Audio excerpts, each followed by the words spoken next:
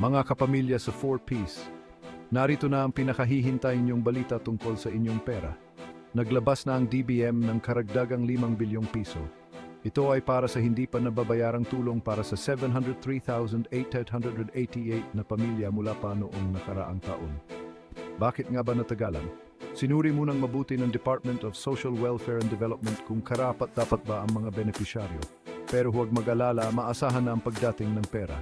Ayon kay Budget Secretary Amina Pangandaman, mahalaga ang pondo na ito para matulungan ang mga kababayan nating nangangailangan.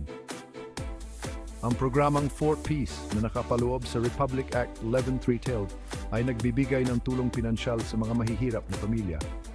Tumanggap ang mga pamilya ng buwanang tulong sa edukasyon ng mga bata at karagdagang pondo para sa kalusugan at nutrisyon. Napapanahon ang tulong na ito dahil sa pagtaas ng presyo ng mga bilihin. Kaya kung ikaw ay bahagi ng programang 4Ps, abangan ang pagdating ng tulong pinansyal na ito.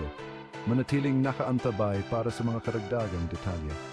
I-like, i-share at i-follow kami para sa mga pinakabagong balita.